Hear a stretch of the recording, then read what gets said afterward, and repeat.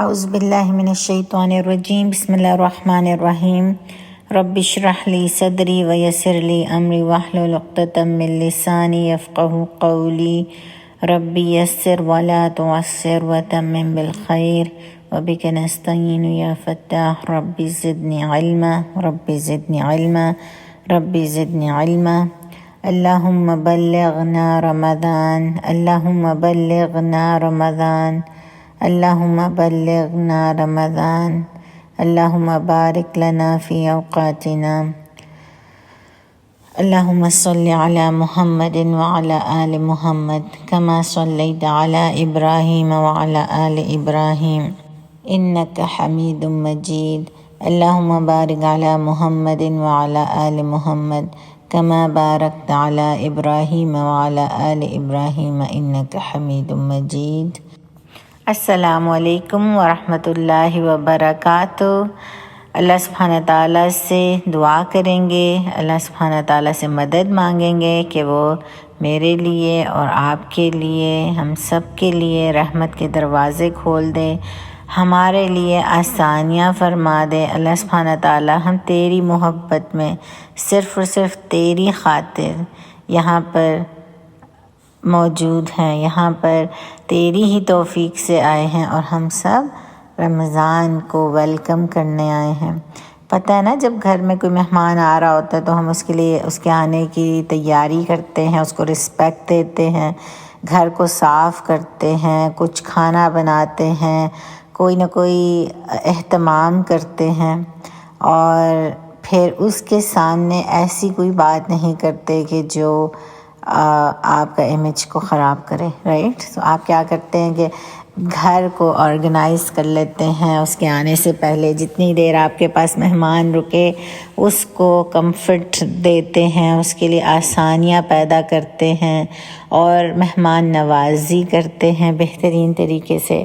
تو ہمارا بھی ایک پیارا سا مہمان، ہمارا رمضان پھر سے آ رہا ہے۔ اللہ سے توفیق مانگیں گے وہ ہمیں زندگی دے، وہ ہمیں موقع دے، ہمیں توفیق دے کہ ہم اس کے راستے میں چل سکیں، اس رمضان کو بہترین رمضان بنا سکیں اپنی زندگی کا۔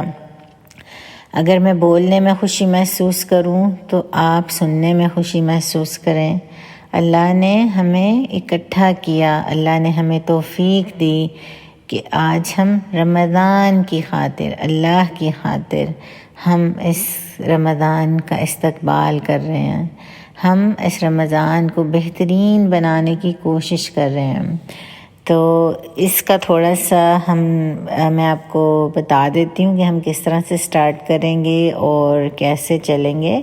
ایکچولی قرآن میں بہت پیاری آیات ہیں جو کہ رمضان کے بارے میں ہیں، ان کو سمجھ لینا ہمارے لیے بہت آسانی پیدا کر دے گا جب ہم اس کو اچھے سے سمجھ جائیں گے کہ اگر آیات ہمیں سمجھ میں آ گئیں تو انشاءاللہ ہمیں بہترین طریقے سے اللہ کا کلام سمجھ میں آئے گا اور پھر ہم اس کو اس طریقے سے اچھے طریقے سے گزار سکیں گے۔ تو دوسری بات ہے، ہم تھوڑا سا یہ بھی دیکھیں گے کہ ہمارے عمل کرنے کے کیا پوائنٹس ہیں، یہ بھی دیکھیں گے کہ ابھی چونکہ رمضان کی آمد ہے تو اس کے آنے سے پہلے ہم کیا کر سکتے ہیں۔ تو چلیے آگے بڑھتے ہیں انشاءاللہ۔ نحمدہ ونصلی علی رسولہ الکریم، اما بعد فاعوذ باللہ من الشیطان الرجیم، بسم اللہ الرحمن الرحیم۔ یا ایہا الذین آمنوا کتب علیکم الصیام کما کتب علی الذین من قبلکم لعلکم تتقون۔ سبحان اللہ، اتنی پیاری آیت ہے یہ، سورہ بقرہ کی آیہ 183، جس میں اللہ سبحانہ تعالیٰ نے فرمایا کہ یا ایہا الذین آمنوا، اے لوگو جو ایمان لائے ہو، کتب علیکم الصیام، تم پر روزے فرض کیے گئے ہیں۔ یہاں سے ہمیں پتہ چلتا ہے کہ جو روزے ہیں وہ ہم پر فرض ہیں، ہمیں روزوں کو فرض کے درجے پر لینا ہے، ٹھیک ہے؟ کما کتب علی الذین من قبلکم، جیسے کہ تم سے پہلے لوگوں پر فرض کیے گئے تھے۔ لعلکم تتقون، تاکہ تم تقوی پا جاؤ، تاکہ تم متقی ہو جاؤ۔ اتنی پیاری آیت ہے، اتنی خوبصورت آیت ہے، اور اللہ کا اتنا پیارا پیغام ہمیں اس سے ملتا ہے۔ سب سے پہلے اللہ سبحانہ تعالیٰ نے ہمیں ایمان والا پکارا، یا ایھا الذین آمنو، اے لوگو جو ایمان لائے ہو۔ آپ اور میں اپنے آپ کو چیک کریں، میں اللہ پر ایمان لائی ہوں نا، تو میں پھر اللہ کے حکموں کو بھی مانوں گی۔ میں نے اللہ کو اپنا رب مانا ہے، میں اللہ ہی کے حکم کو مانوں گی۔ یاد رکھیے، اللہ کی مخلوق میں بہت ساری چیزیں ہیں، لیکن قرآن اللہ کی بات ہے، اللہ کا کلام ہے، اور جب اللہ کا حکم آ جائے تو اس سے آگے کوئی اور حکم نہیں، ٹھیک ہے؟ جہاں اللہ آپ کو اور مجھے اتنے پیارے نام سے پکار رہا ہے کہ اے ایمان والو، یا ایھا الذین آمنو، اے لوگو جو ایمان لائے ہو، پوری دنیا میں ان لوگوں کو مخاطب کیا جو ایمان والے ہیں۔ ان کو کیا کہا؟ کتب علیکم الصیام، تم پر روزے فرض کیے گئے۔ عربی زبان میں صوم کا لفظ بھی استعمال ہوتا ہے اور صیام کا لفظ بھی آتا ہے، اور صوم کا تعلق عام طور پر چپ کے روزے سے ہوتا ہے، جیسا کہ ہمیں سورہ مریم میں ملتا ہے نا کہ جب ان کو کہا گیا تھا تو انہوں نے کہا تھا کہ انی نذرت للرحمن صوما، کہ میں نے آج چپ رہنے کے روزے کی نیت کی ہے۔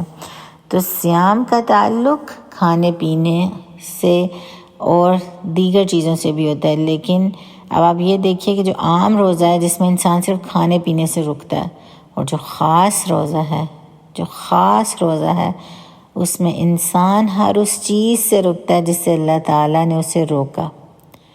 اس کا تعلق پیٹ کے ساتھ ساتھ نگاہوں سے، کانوں سے، زبان سے، جسم کے ہر اعضاء کے ساتھ ہوتا ہے، اور اس میں انسان اللہ کے احکامات کے آگے رک جاتا ہے۔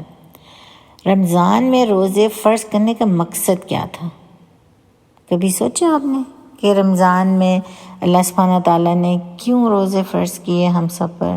یہاں فرض روزے کی نیت جب آپ کو پتہ چلی کہ اللہ نے فرض روزے کیے ہیں، تو اس پہ آپ یہ سمجھیں کہ یہاں پر 5 پلرز آف اسلام میں اس کو پلر کا درجہ ملا، فرض کیا نا۔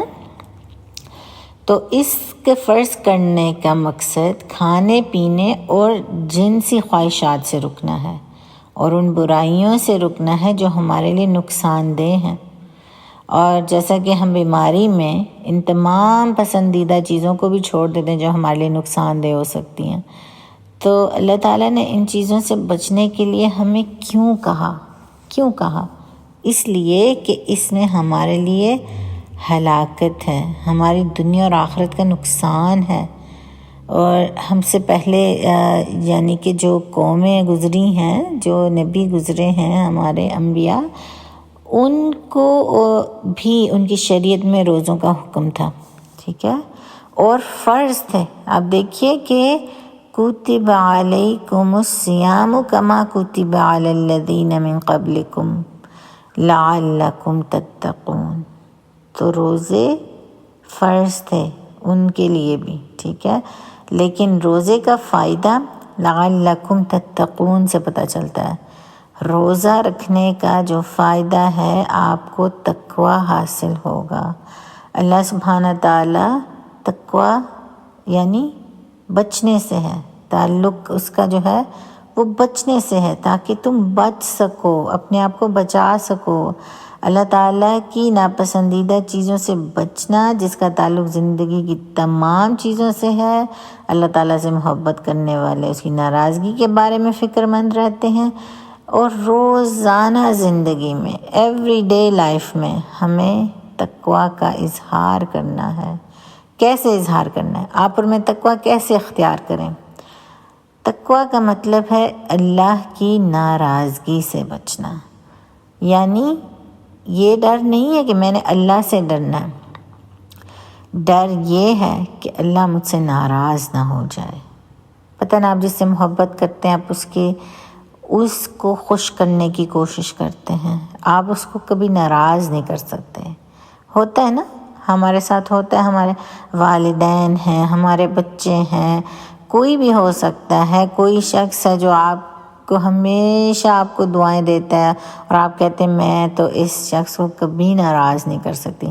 تو اللہ کے لیے تو کوئی مثال ہی نہیں ہے۔ اللہ نے تو ہمارے لیے سب کچھ ہمیں دیا ہے، ہماری بہتری چاہتا ہے، ہمارے لیے بہترین فیصلے کرتا ہے، بہترین حکم ہمارے لیے صادر کرتا ہے۔ تو اللہ کو تو ہم ناراض کر ہی نہیں سکتے، اور اس میں کیا ہے کہ ہمیں صرف اللہ کی ناراضگی سے ڈرنا ہے۔ تو اس کے لیے ہم کوشش کیا کرتے ہیں؟ اللہ نے ہماری کوششیں دیکھنی ہیں۔ کیا میں صبح آنکھ کھلتے ہی اللہ کے خیال میں اٹھتی ہوں، یا کہ میں کسی اور فکروں کے ساتھ اٹھ جاتی ہوں؟ صبح آنکھ کھلتے ہی میرا دن شروع ہوتا ہے، اور جب میں ایسی نہیں ہوں کہ میں اس وقت فجر کی نماز کو چھوڑ کر پہلو بدل کے سو جاؤں، بلکہ میں اللہ کی پکار پر لبیک کہتی ہوں اور میں نماز کے لیے کھڑی ہو جاتی ہوں۔ پھر سوچئے کہ میں وضو کرتے وقت تقوی کا خیال کرتی ہوں، کہیں ایسا نہ ہو کہ میرے وضو میں کوئی حصہ خشک رہ جائے جس سے میرے وضو میں خلل آ جائے۔ پھر میں نماز کیسی پڑھتی ہوں؟ کیا میری نماز میں میرا دھیان اللہ کی طرف ہوتا ہے؟ کیا نماز میں اللہ تعالیٰ کی طرف میں خشوع اختیار کرتی ہوں؟ اور پھر یہ کہ جب میں میز پر کھانا لگاتی ہوں تو کیا صرف میں اس کے ہیلتھ کانشیس ہی رہتی ہوں، یا کہ حلال اور حرام کا اختیار بھی کرتی ہوں راستہ؟ اس میں بھی میں اللہ سے ڈرتی ہوں۔ ٹھیک ہے نا، ہم کرتے ہیں، ایسا نہیں ہے ہم نہیں کرتے، ہم کرتے ہیں۔ یہ چھوٹی چھوٹی چیزیں ہیں، ہم سب کے لیے ریمائنڈرز ہوتے ہیں۔ پھر آپ دیکھیے کہ میرا اور آپ کا تقویٰ کیا ہے کہ اگر میں جاب پر جاؤں یا میں کوئی بزنس کروں، میں اپنے وقت کا صحیح استعمال کروں، میں کسی چیز میں کمی نہ چھوڑ دوں، اس لیے نہیں کہ میں ایسا چاہتی ہوں، بلکہ اس لیے کہ میں صرف اللہ کو راضی کرنا چاہتی ہوں۔ یہ میرا تقویٰ ہے جو مجھے میرا کام درست کرواتا ہے۔ یہ میرا تقویٰ ہے، کوئی مجھے دیکھ رہا ہے یا نہیں دیکھ رہا، میں اللہ کو راضی رکھنے کے لیے اپنے کاموں کو درست کر رہی ہوں۔ پھر اپنے ریلیشن شپس کو دیکھیے، آپس میں میاں بیوی کے ریلیشن شپ، شوہر کا اپنی بیوی سے معاملہ کرتے ہوئے اپنی زبان اور اپنے رویے سے کوئی ایسی چیز نہ ہونے دینا جو اللہ سبحانہ تعالیٰ کی ناراضگی کا سبب بنے۔ یہ بہترین تقویٰ ہے، ٹھیک ہے۔ ایسے شخص صرف بیوی کو خوش کرنے کے لیے اچھے بول نہیں بولیں گے، بلکہ اللہ کو خوش کرنے کے لیے ایسے عمل کریں گے جہاں آپ نے اللہ کی خوشنودی کو بیچ میں رکھ لیا، وہاں اللہ نے اس میں برکتیں ڈال دیں۔ اور بیوی کا اپنے شوہر کو اللہ کی خاطر راضی رکھنا، اس لیے نہیں کہ میرا شوہر بہت اچھا ہے، بلکہ اس لیے کہ اللہ مجھ سے راضی ہو۔ اس لیے یہی چیزیں آپ کے تقویٰ کی نشاندہی کرتی ہیں، آپ کا اظہار کرتی ہیں کہ آپ متقی ہیں۔ پھر آپ دیکھیں، آج کل ہم سب کے پاس موبائل فونز ہیں، کیا اس فون میں کیا کرتی ہوں؟ میں اس فون کو کس طرح استعمال کرتی ہوں؟ بچوں کے حوالے سے تو اللہ ان کی نگاہوں کی حفاظت کرے، غلط چیزیں دیکھنے سے میں خود بھی بچتی ہوں اور اپنے بچوں کو بھی بچاتی ہوں، ٹھیک ہے نا؟ کیونکہ نگاہیں ہی وہ راستہ ہیں جو دل میں گندگی لے کر جاتی ہیں، ٹھیک ہے، اور وہی پھر زبان سے ظاہر ہوتی ہے، عملوں سے ظاہر ہوتی ہے، وہی نگاہوں سے دوبارہ ظاہر ہوتی ہے۔ اس لیے اپنی نگاہوں کی حفاظت کریں اللہ کی خوشنودی کے لیے۔ کوئی بزنس ڈیل ہو رہی ہو، آپ کسی کے ساتھ کس طرح کی بھی ڈیلنگ کر رہے ہو، یقین جانیے اگر آپ اس میں سے دھوکے کو باہر نکال دیں گے صرف اور صرف اللہ کی خاطر، آپ دیکھیے کہ آپ کی اس میں کتنی زیادہ برکت ہوگی، ٹھیک ہے۔ اللہ سے دعا کریں گے اللہ ہمیں اپنے متقی بندوں میں شامل کر لے، اللہ ہمارے لیے آسانیاں فرما دے، اور ہماری چھوٹی چھوٹی کوششیں، چھوٹے چھوٹے عمل اللہ ان کو قبول کر لے۔ اور ایک اور بات، یعنی بتانا یہاں پر ضروری ہے کہ قرآن پاک میں جتنا تقویٰ کا ذکر آیا نا، شاید ہی کسی اور کا ذکر ہو۔ تقویٰ کا ذریعہ ہے ہدایت کا، کامیابی کا، اور تقویٰ جو ہے وہ اللہ سے ڈرنے کا نام ہے، اللہ کی ناراضگی سے ڈرنا، اللہ کو راضی رکھنے کا نام ہے، اس کے لیے کوشش کرنے کا نام ہے، اس کے لیے آگے بڑھنے کا نام ہے۔ اور ہوتا یہ ہے کہ جو شخص اس دنیا میں پھونک پھونک کر قدم رکھے گا وہی آخرت میں کامیابی حاصل کر سکے گا۔ ہمیں جیسا کہ پتہ ہے کہ روزہ رکھنا ایک عبادت ہے اور اس سے تقویٰ کا حصول ہوتا ہے، ٹھیک ہے، ہم اس سے تقویٰ ہی حاصل کرنا چاہتے ہیں۔ تو روزے میں جب وقت شامل ہو جاتا ہے تو کھانے کا ایک دانہ یا پانی کا ایک قطرہ بھی آپ نہیں لے سکتے۔ آپ کو اپنے ہاتھ روکنا ہے۔ اس بات سے ہمیں اپنے آپ کو تربیت دینا ہے اور کہ ہم اللہ کی لگائی ہوئی حد کو پار نہیں کر سکتے اور اپنی خواہش پر نہیں چل سکتے، صرف اللہ کی مرضی پر چلنا ہے۔ اور دن بھر جو اس کوشش میں رہتے ہیں کہ کہیں وضو کرتے ہوئے پانی کا کوئی قطرہ حلق میں نہ چلا جائے یا کوئی اس طرح کی ہم سے کوئی غلطی نہ ہو جائے، رائٹ، تو وہ آپ اللہ سے ڈر رہے ہیں، اللہ کی خوشنودی حاصل کرنا چاہ رہے ہیں، اللہ کی ناراضگی سے ڈر رہے ہیں۔ اور پھر ایسا کہ دن میں جنسی خواہشوں کی طرف جانے والے راستوں سے بھی بچنا کہ کہیں روزے سے محروم نہ ہو جاؤں، رائٹ، سبحان اللہ۔ اتنی ساری چیزیں ہوتی ہیں جو ہمیں کرنی ہوتی ہیں، اور صرف ایک نیت کہ میں یہ صرف اللہ کے لیے کر رہی ہوں، صرف اللہ کے لیے کر رہی ہوں۔ اب یہ دیکھیے کہ ایک مہینے کے 30 دن بچنے کی پریکٹس کر کے وہ شخص بچے اور محتاج زندگی گزارنے کا عادی ہو جائے۔ ہوتا ہے نا، ہر 11 مہینوں کے بعد ایک مہینہ ہمارا ٹریننگ کا آتا ہے اور ہم اسے پورے احتیاط کے ساتھ گزارتے ہیں، پورے اہتمام کے ساتھ گزارتے ہیں، اپنا ہر قدم سوچ سمجھ کر اٹھاتے ہیں۔ سوچئے کہ ہم بغیر رمضان جو بھی ہوتا ہے، کھانے میں، پینے میں، کرنے میں، سب کچھ کرتے ہیں، ہر چیز کو کرتے ہیں، اپنی مرضی سے کرتے ہیں، لیکن یہ 30 دن جب اللہ کی مرضی کے گزارتے ہیں تو یہ 30 دن ہماری ٹریننگ کے ہوتے ہیں، جو کہ ہمیں باقی دنوں میں اچھے سے ٹائم گزارنے کی توفیق اللہ سے مل جاتی ہے۔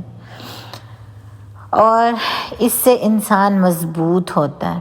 اگر کسی کے پاس سیلف کنٹرول نہیں ہے نا، خود کو کنٹرول کرنا نہیں آتا، اس کو روزے رکھنے چاہیے، کثرت سے روزے رکھے تاکہ وہ اپنے آپ کو کنٹرول کرنا شروع کر لے، اپنے آپ کو ڈسپلن کرنا شروع کر لے۔ تو اصل عقل مند کون ہے؟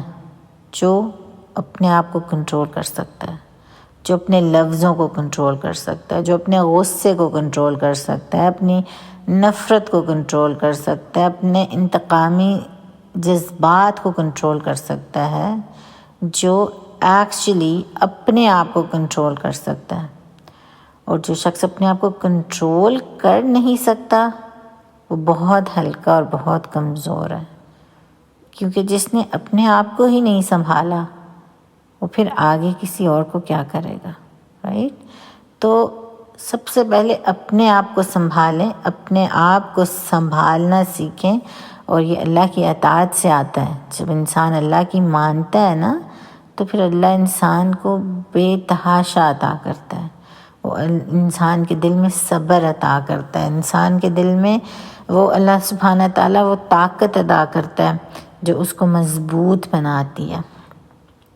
یاد رکھیے کہ جہنم اور آگ سے بڑھ کر ہلاکت خیز چیز کوئی نہیں ہے، اور روزہ جہنم سے بچنے کی طاقت دیتا ہے۔ اتنی بڑی چیز ہے۔ آپ یہ سوچیں کہ گاڑی چلاتے ہوئے بریک اور اسٹیئرنگ دونوں پر کنٹرول رکھنا ہوتا ہے، دوسروں کو بھی بچاتے ہیں اور خود کو بھی بچاتے ہیں۔ روزے کی حالت میں ان خوبصورت چیزوں سے اپنے آپ کو بھی بچاتے ہیں، جو بھٹکا دیں اور دوسروں کو بھی بچا رہے ہوتے ہیں، ٹھیک ہے نا۔ تو ایک حدیث میں ہے کہ جب کوئی تم سے جھگڑنے آئے تو اس سے کہہ دو کہ میں روزے سے ہوں، اتنی سی بات ہے کہ میں روزے سے ہوں اور بات ہی ختم۔ اب آپ اور میں کیا سوچیں، آپ اور میں کیا کریں؟ ہمیں اپنے آپ کو، اپنے معاملات کو رمضان آنے سے پہلے درست کرنا ہے۔ ٹوٹے ہوئے رشتوں کو جوڑ لیں، کسی سے آپ کی مدت سے بات نہیں ہوئی ان کے ساتھ بات کر لیں رمضان آنے سے پہلے پہلے۔ یہ رمضان کی تیاری ہے، آپ اپنا دل کو صاف کر رہے ہیں، جیسے آپ نے اپنا گھر صاف کیا، اپنے آپ کو آرگنائز کیا، آپ نے بہت ساری چیزیں اپنے رمضان آنے سے پہلے پہلے اپنے گھر میں کر لی نا، تو اس طرح اپنے دلوں کو صاف کریں، اپنے رشتوں کو جوڑیں اور لوگوں کے قصور معاف کریں۔ اگر کوئی آپ سے معافی کا طلبگار ہے اور کسی وجہ سے اس میں کمی ہے، اسے معاف کر دیں، آگے بڑھ جائیں، اس لیے کہ آپ نے اور میں نے اللہ سے پورے مہینے میں اپنے گناہوں کی معافی مانگنی ہے۔ ہم نے اللہ سے گڑ گڑا کر اپنے لیے توفیق مانگنی ہے، اور عمل کیسے قبول ہوں گے جب ہمارے دلوں میں بغض ہوں گے، جب ہمارے دلوں میں کمیاں ہوں گی۔ ہم اللہ سے دعا کریں گے، جو ہم اپنے لیے اللہ سے مانگیں گے، سب سے پہلے ہم اپنے آس پاس اپنے خون کے رشتوں سے ان سب چیزوں کو صاف کر دیں گے، ہم اپنے دوسروں کے قصوروں کو معاف کر دیں گے۔ اگر کسی نے آپ کے ساتھ زیادتی کی ہے اسے معاف کر دیں، اگر کسی سے آپ نے زیادتی کی ہے تو اس کے ساتھ رشتہ نبھائیں، اس کے ساتھ رشتہ جوڑنے کی کوشش کریں، اس سے معافی طلب کریں، یہی ٹائم ہے۔ اور اللہ سے دعا کریں کہ وہ ہمارا رمضان بہترین رمضان کر دے، وہ ہماری چھوٹی چھوٹی کوششوں کو اعلیٰ درجوں پر قبول کر لے۔ اللہ کے ہاتھ میں سب کچھ ہے، واللہ علی کل شیء قدیر، اللہ قدرت والا ہے، چھوٹی موٹی قدرت نہیں، بہت بڑی قدرت، وہ ہر چیز پر قادر ہے، ہر چیز، اور ہر چیز میں ہر چیز شامل ہے۔ کوئی بھی پرابلم ہے، اللہ کی ذات آپ کے لیے موجود ہے، میرے لیے موجود ہے۔ اب رمضان کی جو تیاری کرتے ہیں اس میں سب سے امپورٹنٹ چیز ہے تقوی، اور تقوی اللہ کی ناراضگی کے ڈر سے، اللہ کی ناراضگی کے کاموں سے بچنا ہے، اور اللہ کی پسند، اللہ کی محبت میں اللہ کے پسندیدہ کاموں کو کرنا ہے، اللہ کی خاطر نیند قربان کرنا ہے، اللہ کی خاطر بھوک پہ کنٹرول کرنا ہے، اللہ کی خاطر اپنی نیگیٹو فیلنگز پر، اپنے نیگیٹو جو آپ کے جذبات ہیں ان کو کنٹرول کرنا ہے۔ اور رمضان کا سب سے پہلا ٹارگٹ ہے تقوی، اور یہ صبر کے ساتھ آتا ہے، اس لیے رمضان کو شہر الصبر بھی کہا جاتا ہے۔ مثلاً کسی ناپسندیدہ بات کا جواب دینے سے روزہ روکتا ہے۔ ابھی ہم نے دیکھا نا حدیث میں کہ جب کوئی آپ سے جھگڑے تو آپ اسے کیا کہیں، انی صائم، میرا روزہ، ٹھیک ہے، میں روزے سے ہوں۔ تو اپنے آپ کو صبر سے رکھنا، اپنے اندر پیشنس پیدا کرنا، یہی رمضان کا ایک لیسن ہے۔ انسان اپنے اوپر پابندیاں برداشت نہیں کر سکتا، ٹھیک ہے نا، اس لیے یہاں پر جو اگلی آیت ہے نا اس میں ہم دیکھتے ہیں وہ ہے ایام معدودات فمن کان منکم مریضا او علی سفر فعدۃ من ایام اخر، یعنی کہ گنتی کے چند روز ہیں، جو شخص تم میں سے بیمار ہو یا سفر میں ہو تو دوسرے دنوں میں روزوں کا شمار پورا کر لے، ٹھیک ہے۔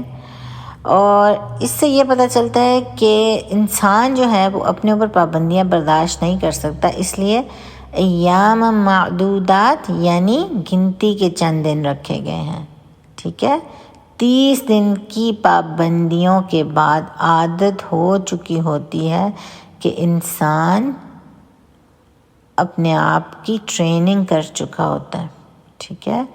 اور ہمارے لیے یہاں پر اللہ سبحانہ تعالیٰ نے کتنی آسانی کا معاملہ کیا کہ جو شخص تم میں سے بیمار ہو یا سفر پر ہو وہ دوسرے دنوں میں روزوں کو شمار کر لے، یعنی ان کی گنتی پوری کر لے، جو کہ چند دن ہی ہیں، ٹھیک ہے۔ اور روزے رکھنا ہر مسلمان عاقل بالغ پر فرض ہے، اور ان کی گنتی پوری کرنا بھی لازم ہے، ٹھیک ہے۔ لیٹ سے کہ کوئی روزے چھوٹ گئے ہیں کہ کسی تکلیف کی وجہ سے یا کسی سفر کی وجہ سے، تو ان کی گنتی پوری کرنا لازمی ہے۔ سفر اور بیمار کے لیے روزہ نہ رکھنے کی رخصت بھی موجود ہے، ٹھیک ہے، یہیں سے ہمیں پتہ چلتا ہے۔ اور جو سفر کی پابندی یا بیماری میں جکڑا ہوا ہے اس کے لیے روزہ رکھنے کی رخصت تو ہے، لیکن گنتی پوری کرنا لازمی ہے۔ پھر آگے دیکھتے ہیں، اسی آیت میں ہے وَعَلَى الَّذِينَ يُطِيقُونَ فِدْيَةٌ طَعَامُ مِسْكِينٍ فَمَن تَطَوَّعَ خَيْرًا فَهُوَ خَيْرٌ لَهُ وَإِن تَصُومُوا خَيْرٌ لَكُمْ إِن كُنتُمْ تَعْلَمُونَ۔ اور جو لوگ روزہ رکھنے کی طاقت رکھیں وہ روزے کے بدلے محتاج کو کھانا کھلائیں، اور جو کوئی شوق سے نیکی کرے تو اس کے حق میں زیادہ اچھا ہے، اگر سمجھو تو روزہ رکھنا ہی تمہارے حق میں بہتر ہے۔ سبحان اللہ، یعنی کہ آپ کو یہاں پر جو بتایا جائے نا وَعَلَى الَّذِينَ يُطِيقُونَ، اس کے 2 معنی آتے ہیں۔ ابتدائی زمانے میں اس بات کی اجازت دی گئی تھی کہ اگر طاقت رکھتے ہو تو روزہ رکھو، ورنہ مسکین کو کھانا کھلا دو، لیکن بہتر یہ ہے کہ تم روزہ رکھو۔ اگر تم اس کے فائدے، ثواب اور اس سے حاصل ہونے والی برکات کو جانتے ہو تو پھر روزہ رکھو۔ اور دوسرا معنی یہ ہے کہ وہ لوگ جو مشقت سے روزہ رکھیں، جیسے بوڑھے لوگ، جیسے پریگننٹ عورتیں، رائٹ، اور اس طرح کے لوگ، تو ان پر کوئی شک گزرے تو مسکین کو کھانا کھلا کر فدیہ دے کر وہ اس کا اجر پا سکتی ہیں۔ تو کھانا کیسا کھلایا جائے گا؟ ایک وقت کا ایسا کھانا جو خود کھاتے ہیں، اس میں پکا کر بھی کھلا سکتے ہیں، اور ایسے ان کو راشن بھی دیا جا سکتا ہے، اور اکٹھا بھی دیا جا سکتا ہے اور الگ الگ بھی دیا جا سکتا ہے۔ جیسے ہوتا ہے نا کہ آپ جس طرح تھوڑا مطلب صبح میں دے رہے ہیں اور پھر رات میں دے رہے ہیں، سحری دے رہے ہیں اور افطاری دے رہے ہیں، ایسے بھی کیا جا سکتا ہے، دونوں وقت کا کھانا دے سکتے ہیں۔ تو خوشی سے نیکی کرنے سے مراد یہ ہوتی ہے کہ ایک کی بجائے سحری اور افطاری دونوں وقت کا کھانا دے دیں۔ اصل کرنے کا کام روزہ رکھا جائے، اور فدیہ روزے کے برابر نہیں، لیکن اس سے روزے کا فرض پورا ہو جاتا ہے۔ اگر کوشش کر کے روزہ رکھ لیں تو وہ زیادہ بہتر ہے۔ نیت یہ کرنی چاہیے کہ شوگر کی وجہ سے کئی لوگ روزہ رکھنے سے ڈرتے ہیں، اور وہ یہ سمجھتے ہیں کہ مطلب کہیں وہ شوگر لو نہ ہو جائے، تو اس طرح کی حالت کی آبویسلی کئی لوگوں کو پریشانی ہوتی ہے۔ تو اسی آیت میں اگر ہم دیکھ لیں، آیا 184 میں 3 بار خیر کا لفظ آیا ہے، کہ گویا روزہ، فدیہ، ان سب میں خیر ہی خیر ہے، لیکن روزہ فرض ہے، رائٹ؟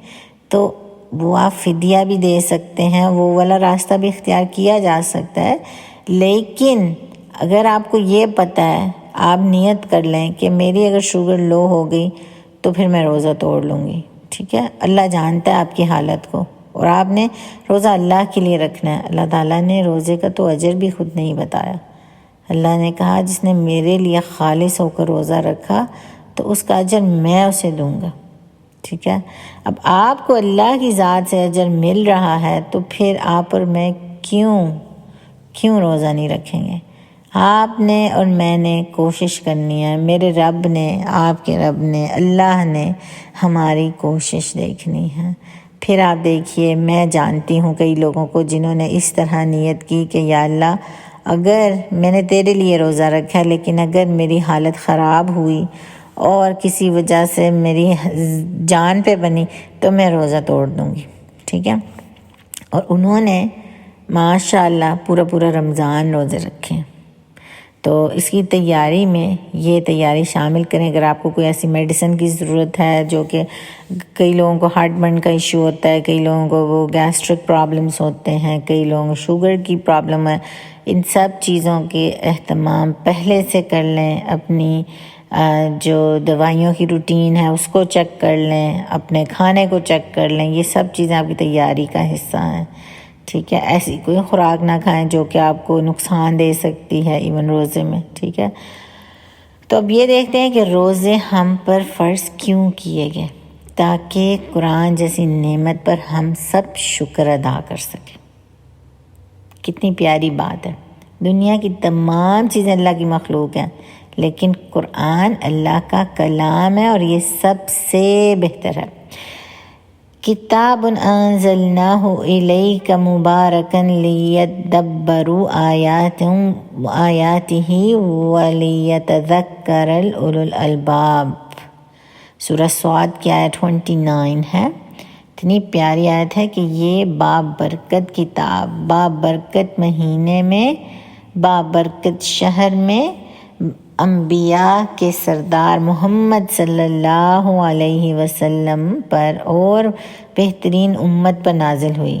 قرآن کے نزول کی وجہ سے ایک رات یعنی لیلۃ القدر کو اتنا بڑا مقام ملا۔ سوچئے، اتنا بابرکت مہینہ وہ ہوا قرآن کی وجہ سے، رمضان۔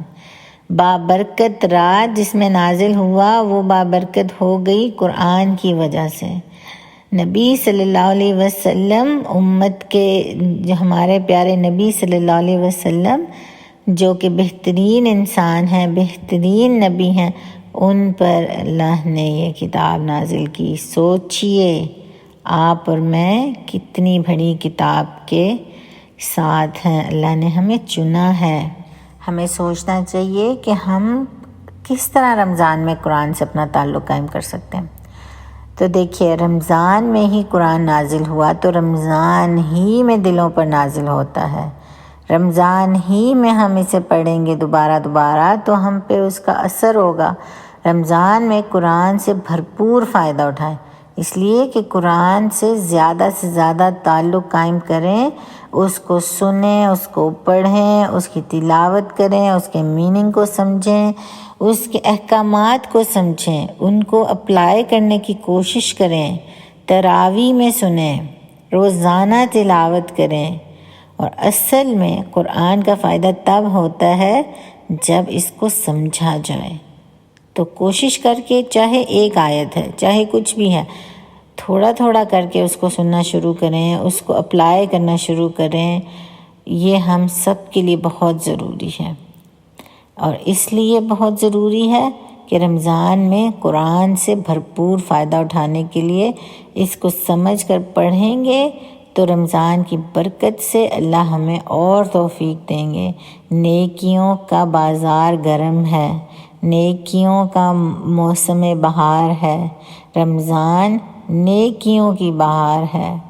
آپ اور میں ٹائم دیکھتے ہیں کس وقت ہم کیا کر سکتے ہیں، کس وقت ہم کہاں سے کیا لے کر آ سکتے ہیں، کون سی چیز ہم اپنے بچوں کو لا کر دے سکتے ہیں، ہم اپنا فائدہ کیسے اٹھا سکتے ہیں۔ تو یقین جانیے کہ بہترین موسم رمضان، موسم بہار جو ہے وہ رمضان ہی ہے، اور وہ نیکیوں کا بازار ہے، نیکیوں کا موسم ہے۔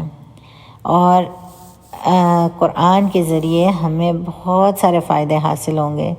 کسی بھی چیز سے رہنمائی کب ملتی ہے؟ جب اسے سنا اور صحیح طرح سے سمجھا جائے۔ تو ہر انسان کو زندگی کے بارے میں مسائل اور کنفیوژنز ہوتے ہیں، اور ان مسائل کا حل پیدا کرنے والے کے سوا کون دے سکتا ہے؟ تو اللہ کا کلام ہے قرآن، یاد رکھیے۔ ہم سے ہمارے رب سے بڑھ کر کوئی بھی پیار نہیں کر سکتا، اس سے بڑھ کر ہمارا کوئی خیر خواہ ہے ہی نہیں۔ اللہ سبحانہ تعالیٰ قرآن میں کہتے ہیں ذَلِكَ الْكِتَابُ لَا رَيْبَ فِيهِ هُدًى لِّلْمُتَّقِينَ، یہ کتاب کس کو ہدایت دے گی؟ متقین کو، اور یہ وہ کتاب ہے جس میں کوئی شک ہی نہیں ہے۔ رمضان سے تقویٰ ملے گا اور پھر قرآن سے ہدایت ملے گی، اور تمام انسانوں کو ہدایت صرف اس کتاب سے مل سکتی ہے، اور رمضان اس کو حاصل کرنے کا بہترین مہینہ ہے، ٹھیک ہے۔ اور اسی میں آگے ہم جب یہ آیات دیکھ رہے ہیں تو انہی آیات میں ہم اگلی آیت جو ہے 185 آیا ہے سورہ بقرہ کی کہ شہر رمضان الذی انزل فیہ القرآن ھدی للناس وبینات من الھدی والفرقان، یہ قرآن میں دلائل کے ساتھ بات سمجھائی جا رہی ہے۔ فرقان فرق کرنے سے ہے، جس نے انسان اچھے اور برے، حلال اور حرام، جائز اور ناجائز، صحیح اور غلط میں فرق کرتا ہے اور اس کو سمجھ میں آتی ہے۔ یاد رکھیں کہ قرآن ہی وہ کتاب ہے جو ہدایت کا راستہ ہے، اور رمضان میں سب سے اہم ترین عبادت روزہ ہے۔ قرآن، دعا اور صدقہ خیرات کا فائدہ روزے کے ساتھ ہوتا ہے اور بھی زیادہ۔ پھر آگے اگلا ہی کچھ حصہ ہے کہ فمن شہد منکم الشہر فلیصم، شہدہ حاضر ہونا یا مشاہدہ کرنا، تو رمضان کا چاند دیکھنے کی کوشش بھی کرنی ہے اور اہتمام بھی کرنا ہے، اور چاند دیکھ کر روزہ رکھنا چاہیے۔ ساتھ ہی اس بات کی دعا بھی کریں کہ چاند دیکھ کر جو دعا کرتے ہیں کیا وہ مجھے یاد ہے؟ اگر نہیں یاد ہے تو میں نے ابھی یاد کر لینی ہے، ٹھیک ہے۔ چاند دیکھ کر مسنون دعا کے ساتھ اپنے لیے کچھ اور دعائیں بھی مانگیں، ٹھیک ہے۔ جیسے ایک دعا ہے، پہلے تو چاند دیکھنے کی دعا ہم دیکھ لیتے ہیں۔ اللہم احلہ علینا بالامن والایمان والسلامتی والاسلام، یہ تھی چاند دیکھنے کی دعا۔ اور پھر جو ایک اور کوئی دعا ہے وہ ہم دیکھتے ہیں، اللہم لا سہل الا ما جعلتہ سہلا وانت تجعل الحزن اذا شئت سہلا۔ اس کا مطلب ہے اے اللہ، نہیں کوئی کام آسان مگر وہی جسے تو آسان کر دے، اور تو جب چاہتا ہے غم کو آسان کر دیتا ہے۔ یا اللہ میرے لیے روزے رکھنا آسان کر دے، راتوں کا قیام آسان کر دے، میرے لیے صدقہ اور خیرات کرنا آسان کر دے، مجھے نیکیوں کی زیادہ سے زیادہ توفیق دے دے، ہر کام آسان کر دے یا اللہ۔ تو یہاں پر آگے ہی جب ہم تھوڑا سا اور آگے بڑھیں گے اسی آیت میں تو ہمیں ملتا ہے یرید اللہ بکم اليسر ولا یرید بکم العسر،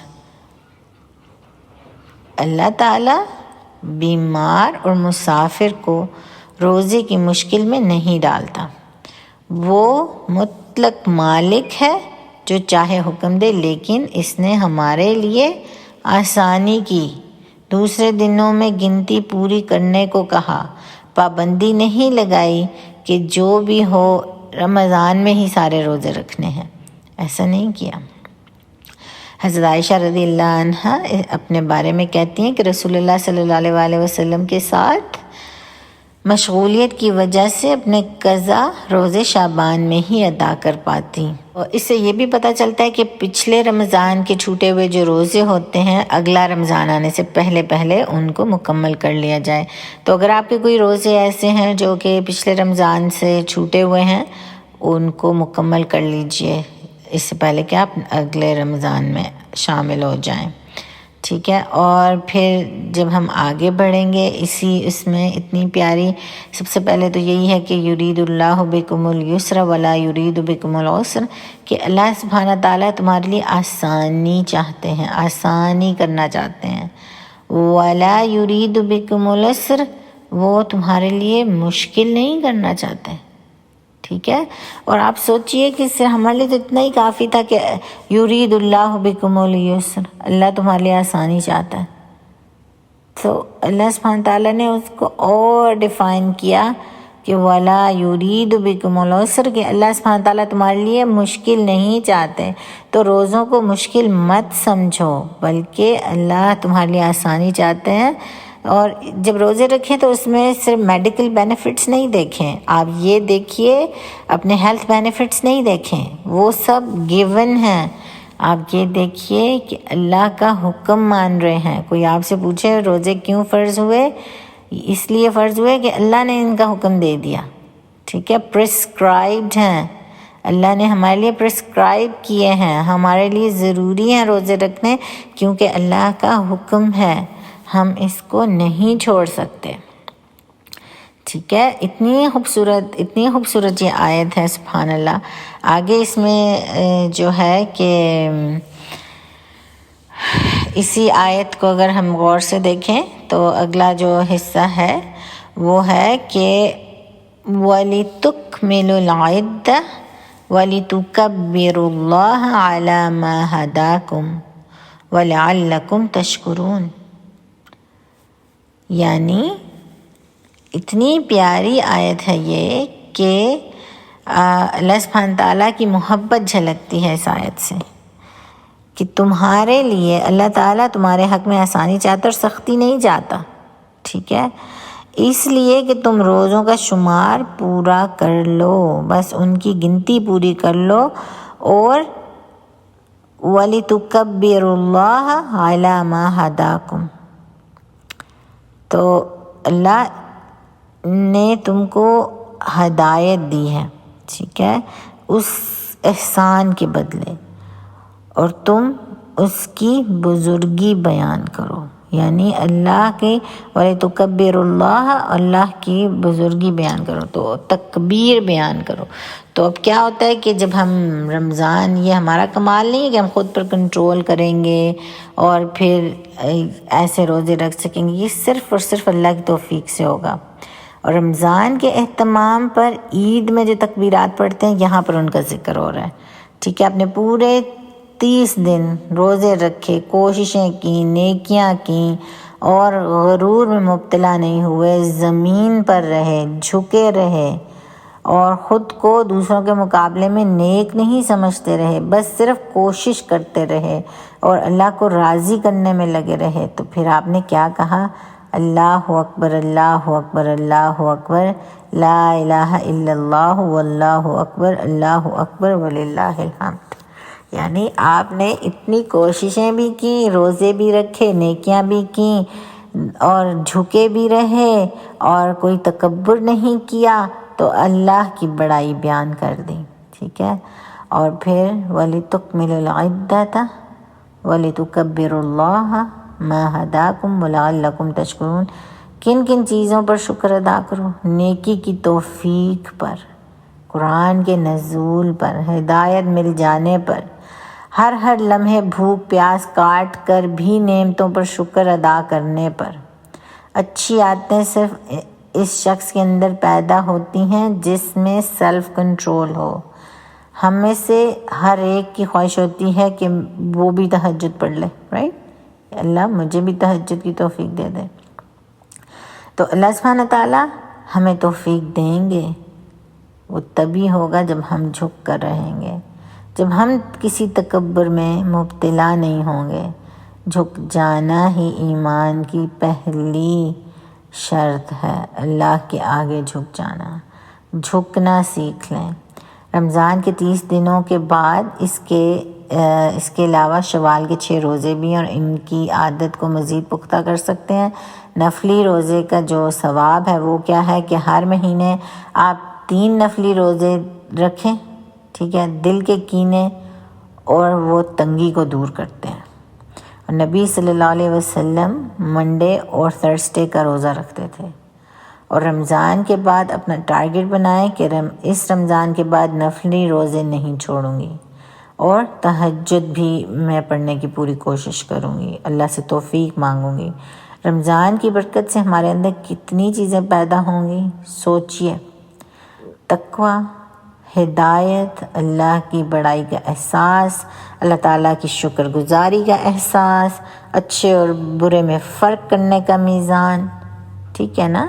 تو اللہ سبحانہ تعالیٰ سے ہم دعا مانگیں گے کہ وہ ہمیں توفیق دے کہ ہم بہترین طریقے سے اس رمضان کو گزار سکیں۔ پھر انشاءاللہ ہم آگے بڑھیں گے انشاءاللہ اپنے دورہ قرآن کے ساتھ، دورہ قرآن کو لیں گے۔ آپ صلی اللہ علیہ وسلم جو ہیں، نبی کریم صلی اللہ علیہ وسلم رمضان میں جبریل علیہ السلام کے ساتھ مل کر قرآن کا دور کرتے تھے، ان سے سنتے بھی تھے اور ان کو سناتے بھی تھے۔ تو رمضان سے پہلے شعبان، آپ صلی اللہ علیہ وسلم نے فرمایا بہت سے لوگ شعبان کی خیر سے واقف نہیں ہوتے۔ نبی کریم صلی اللہ علیہ وسلم رمضان کے بعد سب سے پہلے روزے شعبان میں رکھا کرتے تھے، اور سلف الصالحین شعبان میں تلاوت قرآن زیادہ کیا کرتے تھے۔ اللہ تعالی ہمیں بھی توفیق عطا فرمائے۔ اور پھر وہی اتنی پیاری سی آیات، آیا 183 سے 185 تک، جس میں ہمیں سارا اس بارے میں سبق ملتا ہے، اس بارے میں اللہ کا حکم ملتے ہیں کہ ہم کس طریقے سے روزوں کا اہتمام کر سکتے ہیں۔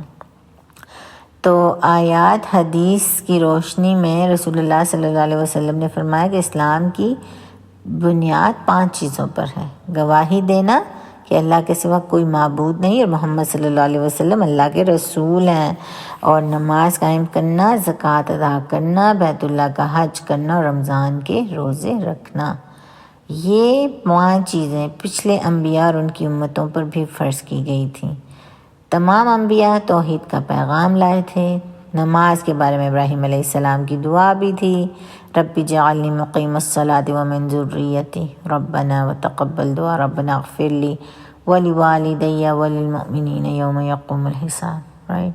اور زکوٰۃ کے حوالے سے اسماعیل علیہ السلام کے بارے میں ہمیں قرآن میں ملتا ہے کہ وَكَانَ يَأْمُرُكُمْ أَهْلَهُ بِالصَّلَاةِ وَالزَّكَاةِ وَكَانَ عِندَ رَبِّهِ مَرْضِيًّا، وہ اپنے گھر والوں کو برابر نماز اور زکوٰۃ کا حکم دیتے تھے اور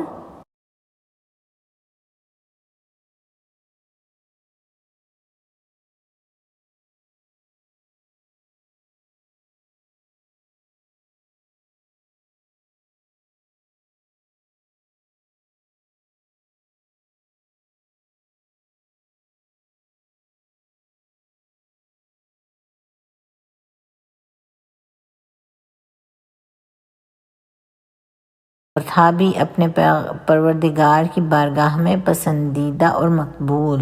تو اب اللہ تعالیٰ کے سامنے، اللہ تعالیٰ کی بارگاہ میں پسندیدہ اور مقبول بھی تھے۔ اور حج بھی پہلے انبیاء کی شریعت میں تھا، تو ابراہیم علیہ السلام نے لوگوں کو حج کے لیے پکارا تھا۔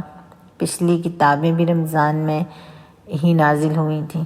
اتنی ساری انفارمیشن ہے کہ رمضان کا مہینہ خاص عبادت اور ہدایت کا مہینہ ہے۔ تقویٰ کے بعد دوسرا اہم لفظ جو آتا ہے وہ ہے ہدایت۔ یہ مہینہ بہت سارے لوگوں کو ہدایت پر لے آتا ہے۔ ہدایت کے درجے ہوتے ہیں، ایک بنیادی لیول ہوتا ہے، اور جب علم آتا ہے تو درجے بڑھنے لگتے ہیں۔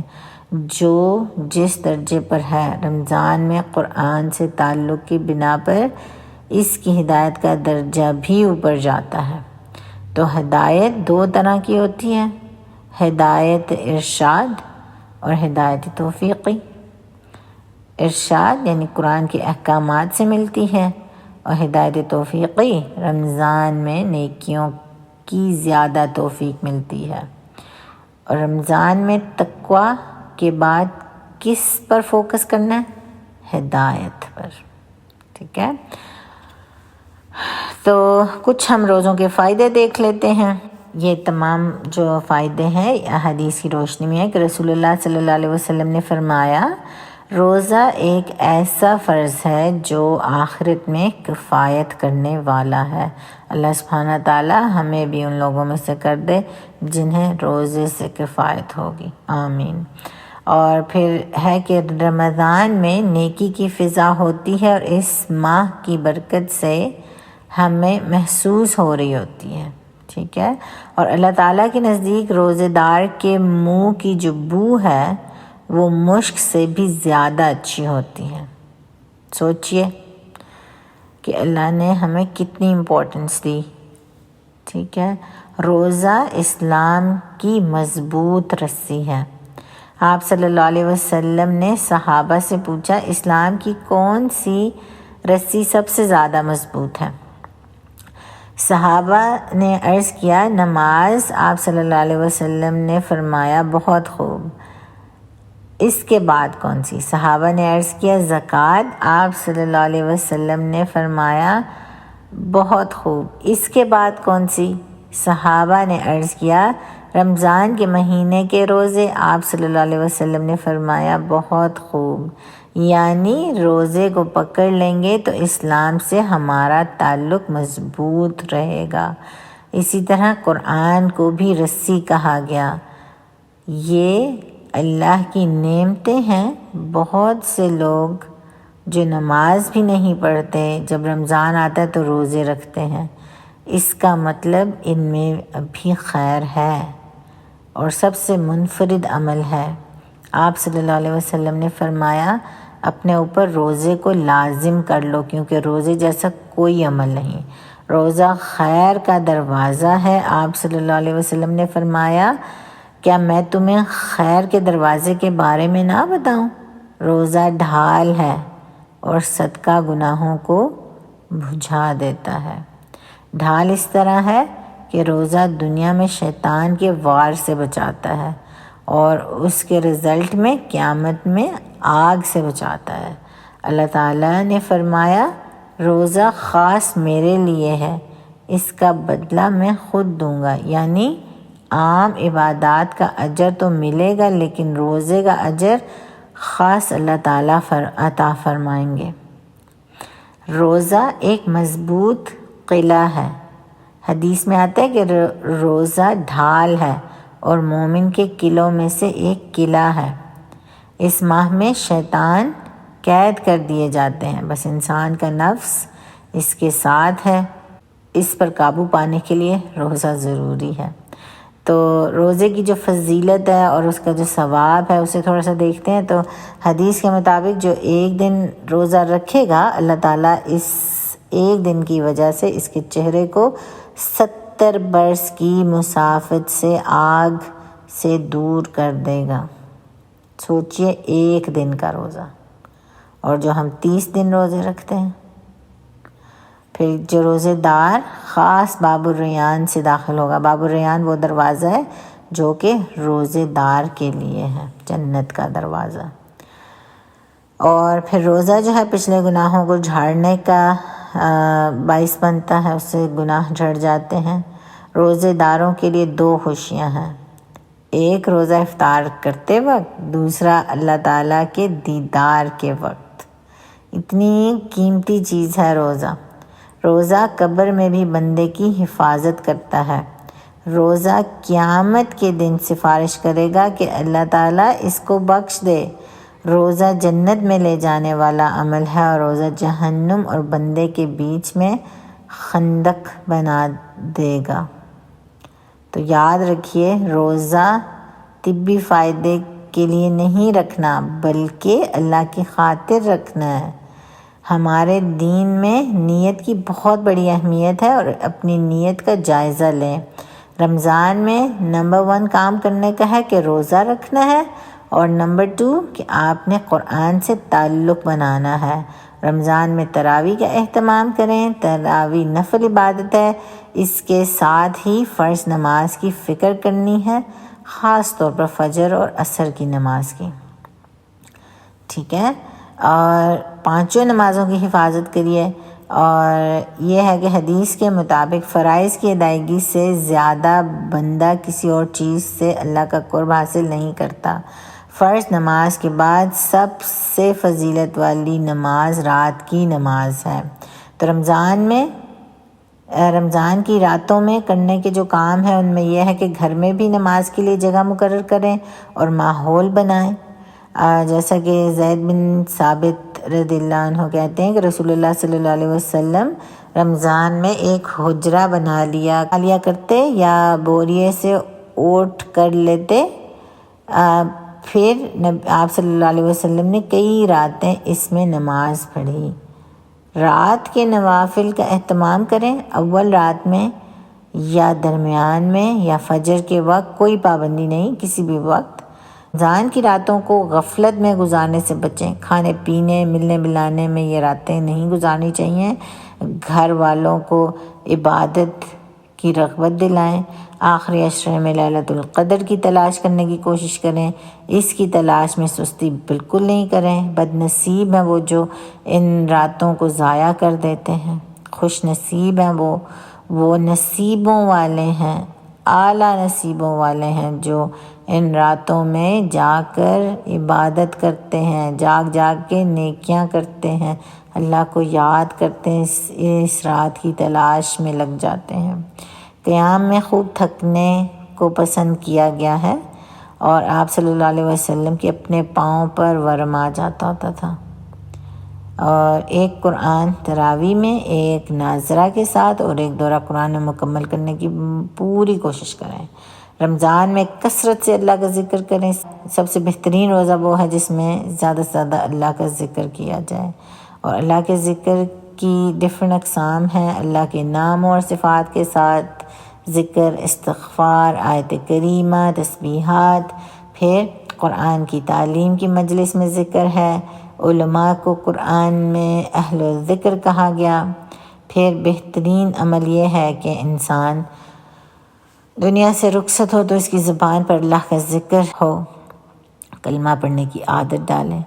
سب سے آسان ذکر ہے، نیند میں اٹھنے کے بعد یا بیماری کے دوران کیا یہ کلمہ منہ سے نکلتا ہے؟ موت کا وقت مشکل وقت ہے، اس کی تیاری پہلے سے کر لیں۔ رمضان میں خاص کر گناہوں سے معافی مانگیں، اپنے گناہوں سے معافی مانگیں۔ دن اور رات میں کثرت سے صدقہ کریں، گھر والوں اور بچوں کو اس میں شامل کریں۔ صدقہ خوف اور غم کو مٹاتا ہے، آگ سے بچنے کا ذریعہ ہے، گھر میں ایک دوسرے کی مدد کرنے کا ذریعہ ہے۔ آپ ایک دوسرے کی مدد کریں۔ سحری اور افطاری ثواب کی نیت سے بنائیں۔ شوہر کا بیوی کو پانی کا گھونٹ پلانا بھی صدقہ ہے، اچھی بات کسی کو بتانا بھی صدقہ ہے، روزہ افطار کروانا بھی صدقہ ہے۔ اجتماعی افطاریوں میں بھی حصہ ڈالنا چاہیے تاکہ سب روزہ کھولنے والوں کو اجر کھلوانے والا بھی پا جائے۔ کسی بڑے کے لیے اپنی جگہ چھوڑ دیں، یہ سب صدقہ کرنے کی کنڈیشنز ہیں۔ رشتہ داروں، مسکینوں، دینی اداروں، سب کے ساتھ کچھ نہ کچھ بھلائی کرنے کا خیال کریں۔ کسی کا قول ہے کہ نمازی کو آدھے راستے تک پہنچاتی ہے، روزہ بادشاہ کے دروازے پر پہنچا دیتا ہے، اور صدقہ ہاتھ پکڑ کر اندر داخل کروا دیتا ہے۔ اور جھوٹ، گناہوں، لغو باتوں اور رفث سے بچنا، زبان کی حفاظت کرنا ہے، دعائیں کرنی ہیں۔ اللہ کے نزدیک دعا سے معزز کچھ نہیں، دعا نہ کرنا اللہ کو ناراض کرتا ہے۔ رمضان میں دعائیں قبول ہوتی ہیں، اللہ تعالیٰ اٹھے ہوئے ہاتھوں کو خالی نہیں لوٹاتا، اور روزے دار کی دعا رد نہیں کی جاتی۔ اس لیے سارا رمضان اور خاص طور پر آخری عشرے میں دعائیں مانگنے کا بہترین اہتمام کریں۔ اللہ سبحانہ تعالیٰ ہمیں اعلیٰ توفیق دیں تاکہ ہم اللہ تعالیٰ کے حکم کو مانیں، ہم اللہ تعالیٰ کے حکم کو بجا لائیں۔ اللہ سے توفیق مانگیں گے، وہ ہمارا آنا، ہمارا بیٹھنا، ان باتوں کو سننا عبادت میں کاؤنٹ کر لے، اور ہمیں توفیق دے کہ ہم ایک بہترین رمضان گزار سکیں، اور نہ صرف اس میں کوشش کر سکیں بلکہ اپنے آپ کو جہنم کی آگ سے آزاد کروا سکیں، اللہ کی خوشنودی پا سکیں۔ آخر دعوانا ان الحمد للہ رب العالمین۔ سبحان ربک رب العزت عما یصفون وسلام علی المرسلین والحمد للہ رب العالمین۔ آمین اللہم آمین۔ السلام علیکم ورحمۃ اللہ وبرکاتہ۔